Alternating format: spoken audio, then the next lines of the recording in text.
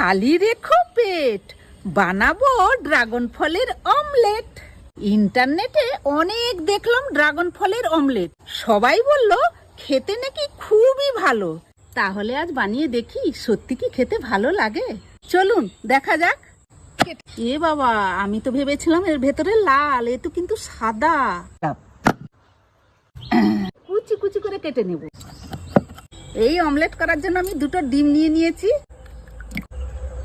ডিমের সঙ্গে মিশিয়ে দিলাম, নুন দিলাম, লঙ্কার গুঁড়ো ছড়িয়ে দিলাম, হলুদ গুঁড়ো দিয়ে দিলাম।